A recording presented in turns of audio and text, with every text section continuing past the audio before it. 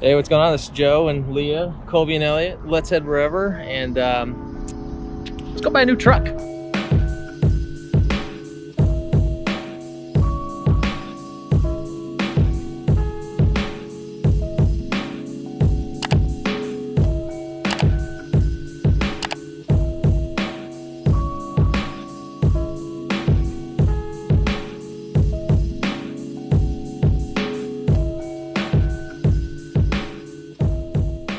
What's going on? This is Joe with Let's Head Wherever, and yes, it is true. We have upgraded our tow vehicle. Our new truck, the truck I am sitting in right now, is a 2021 Ford F350 Lariat with the 6.7 liter turbo diesel engine. So let me start off by talking about a few reasons why we traded in our F250. And on the top of the list, I want to mention that we are bummed to get rid of our F250. We absolutely love that truck. When we bought our F250 back last January, it was the perfect truck for us. We were only going to be pulling our fifth wheel for weekend adventures. We were going to be going on possibly a long trip over the summer. So at the time, it didn't make a whole lot of sense to go jump into the deep end right into a diesel or an F350.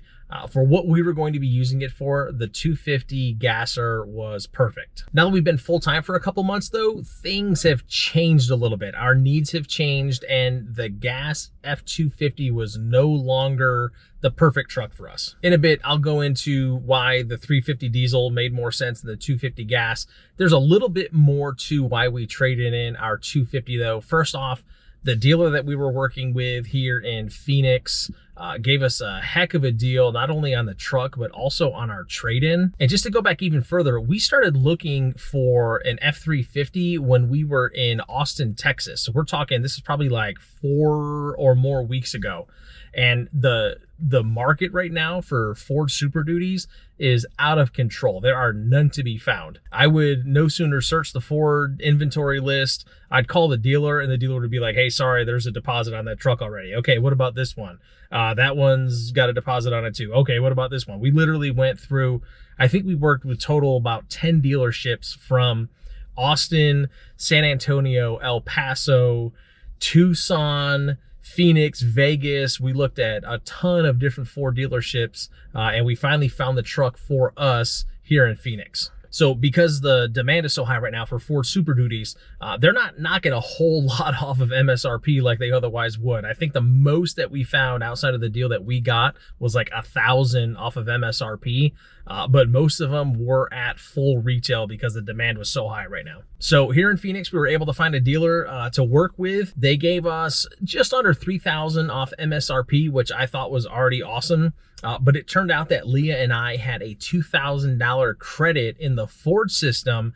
It might have something to do with the fact that we bought 4 brand new Fords in the last 4 years.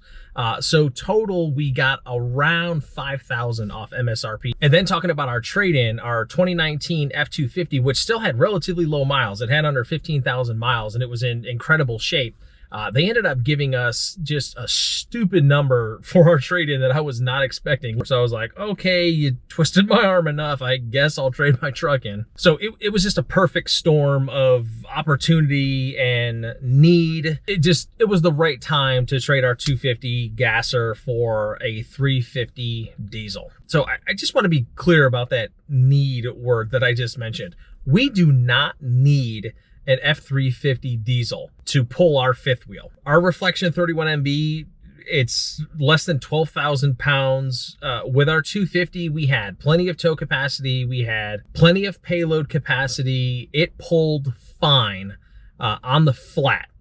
My concern was when we got up in the mountains, the mileage was pretty rough. We're talking like 5 to 6 miles per gallon over the summer when we were going up and down some of those mountains. And the reality is I just don't feel like having to refuel every 180 to 200 miles. So I just wanted to be clear, we don't need an F350. It was the decision to go with an F350 diesel was based more along a luxury, comfort, quality of life while we were traveling kind of deal. So one of the cool things now is with the 350 diesel, we can just go through the truck lanes, straight shot in. Refueling is super fast because they got those massive pumps.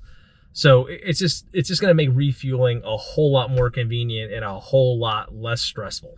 And I mentioned before about the mileage thing.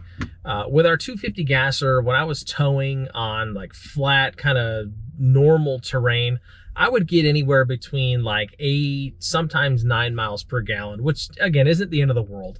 With the F350, I know that's going to be, first off, it's going to extend our range, and then we're not going to drop down to 5, 6 miles per gallon when we're in any kind of hill or mountain terrain. So that's going to be something nice not to have to deal with. Something else that we considered, and I don't want to drop a false hint that we're going to upgrade our rig. We are not upgrading our rig anytime soon. That's not even on our radar. But because, like I said, it was a perfect blend of scenarios that led us to the upgrade. One of the things that we considered is long term, if in a year or 2 years, 3 or 5 years from now, whatever, if we ever decided to upgrade our rig, we would have needed a bigger truck anyways. We would have needed more capacity. So that was something else that fed into the decision to go ahead and upgrade now. So some of the other things that we changed, other than the obvious, the truck, we put a new hitch in the bed. In our 250, we had the Pull-Right Super Glide 16,000. I believe it's the model 2700. And that worked fantastic. There was nothing wrong with that hitch. We absolutely love the auto slider function. In fact, we upgraded to the 20,000 pound auto slider. And one of the major reasons we did that is because we like having a retractable cover on the bed. Unfortunately, not unfortunately, it's a fortunate thing. This new truck has the Ford OE puck system on it.